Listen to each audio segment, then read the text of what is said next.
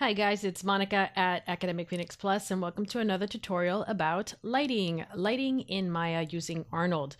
In previous tutorials, we went over the legacy lights and their create light, all of these lights.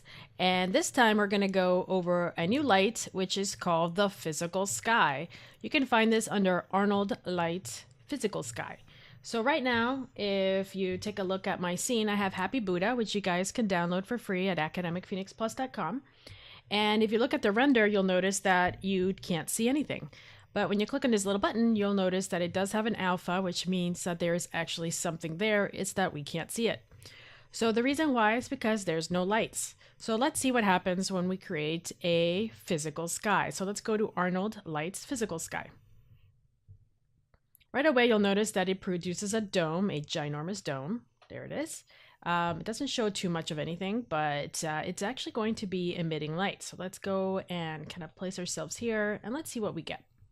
What we get is an environment that is lighting our object with a dome that has a bit of a gradient to it. So notice that at the horizon line, it's black, but beyond that, it's a little warm, almost yellow over here. And as we start moving up the dome to the top, which is the zenith, you'll notice that it starts to get into a darker blue. So what that gives us is a nice, kind of like a daylight. I'm going to turn this around a little bit so you can see. We have a warm light source coming from behind the camera, and then we also have this nice shadow. So the direct light is causing the sun to look a little bit warm, or the lighting to look warm, which is mimicking a sun. And then all the bounce lights or the subtle sky light and the fill lights are blue, so that's why we get blue shadows. So how do we control this? Well, one, I'm gonna dock this up here. Hopefully it doesn't kill my computer. Maybe shrink it down a little bit so we can see. So the first thing we can do is, of course, is just rotate our dome.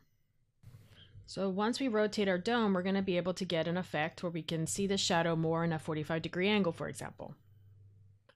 I'm going to let this kind of catch up here, like so. So now we're getting some nice shadows on our model as well as on the ground, so we can see everything. The second thing you're going to notice is that we do have a color. And over here, we're going to click on this little output and it's got a connection. This connection is the physical sky. So let's kind of play around with what we have. And I'm going to mispronounce everything, so please forgive me. All right, so right off the bat, we have a ground albedo, which means color. So if we wanted to lighten up the background, notice how it's impacting this dome. And I guess I better get a better angle here. Here we go. You'll notice that it actually lightens up the ground. So of course it impacts the bounce light. So it's up to you if you want to keep the ground plane gray or if you wanted to make it a little brighter. Elevation is basically where do you want the sun to be? Do you want to create a long soft shadows? As you can see here where it actually warms up this, it's basically like a sunset where you don't really see that many shadows. Or do you want to, have a sunrise? Or do you want it to be basically like noon where the light is very bright and it's coming from above, directly from above? So what's really neat about this is that if you want to create a time lapse, you can just by using elevation. So you can keyframe this if you wanted to, which is a pretty neat effect. Turbidity. Turbidity is, notice the gradient. Right now, there's a really nice like haze at the bottom, and then it turns into like a clear blue. As I start to increase this value, you'll see that that haze actually starts to rise up, which of course causes it to be more diffuse in a particular color. So this is important because if you want to create kind of like a, you can kind of say sunset, but more like a foggy or smoky kind of experience where everything's very diffuse. And it picks up more of the bounce light picks up more of this sunlight, then this would be the way to do it. I personally like the bright, clear blue sky, so I'm going to keep it there. All right, so turbidity, ground albedo, elevation, we've already covered. Let's talk about azimuth. Again, I'm really sorry if I pronounced everything wrong, but that's what I'm guessing. Azimuth. Sounds like a delicious drink. So instead of rotating your dome, you can use Azimuth to rotate the light. So again, what's really neat about this is that, I mean, you can animate the dome itself being turned, but what's really neat about this is that if you wanted to create, again, a time lapse with the shadows rotating, then this would be the way to do it. So that's a really fun way of using Azimuth. Intensity, as you can imagine, is intensity. How bright do you want this to be? Do you want it to be super bright? Do you want the sun to be really warm or really hot and bright? Well, no problem. You can do it right now. Or you can make it look like a nuke went off, or you can also just calm it down a little bit. So it's really up to you what type of intensity you want on the light. The sky tint, rotating this around, right now it's in white. You can see how it changes color as I change the sky tint to black.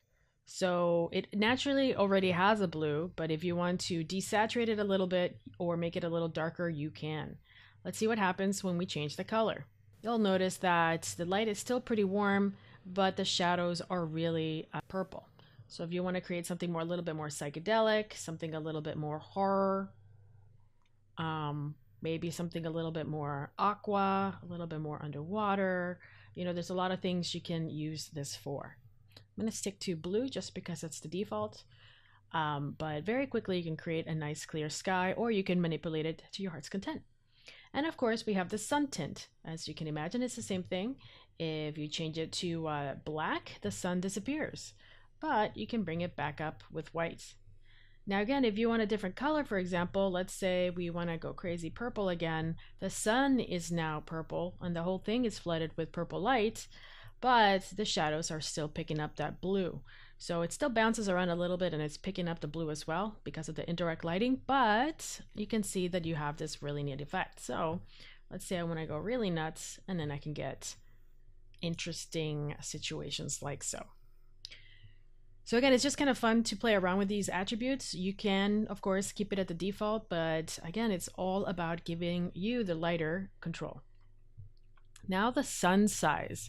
It's not the fun size, it's the sun size. So somewhere in here, and I have to see where the sun is, it's coming in this direction. Somewhere along here, there is of course I gotta get a little higher, a sun. There it is. That's where the sun or the light source is coming from, and you can actually see it. Now what's fun is that it will pick up in the reflections. Now if you want it to be bigger, that's where the sun size comes in. You can make it look like something crazy, or you can make it disappear. But if you do that, it turns into a black hole, and that's a little strange. But it still emits light. So just kind of keep an eye on. Notice that the size of the sun doesn't really impact the intensity of the light, so keep that in mind. However, when you drop it down to a very small point, it does affect the light. So that's something to keep an eye on. And also, the last thing is to enable the sun on and off. Maybe you don't even want to see the sun, so you can just turn it off or turn it back on. So there's several ways you can turn on and off the light. This one is more about just turning it off, versus the tint, you can actually animate it so that it can turn on slowly or however fast you want. Remember that it is a node connected here, so you can change the samples and change with the shadow softness and a bunch of other things as well. So don't think that you are limited. Don't forget that if you want the dome not to appear, just scroll down and turn it off at the camera. The light is still going to be there, it's just that it's not going to show off the dome. So, which is nice that when you render it, you'll just get a nice alpha map. You're not going to get any type of residue from the background. Alright, so that is a quick tutorial on how to use AI Physical Sky. So hopefully that was helpful. Let me know if you have any questions at all. Again, you can download this at academicphoenixplus.com, and feel free to leave messages or comments below. You can always follow me at academicphoenixplus.com and sign up for my newsletter. And I also have a Facebook community, so feel free to post up your art there. I would love to see it. Thanks guys, and I will see you next time.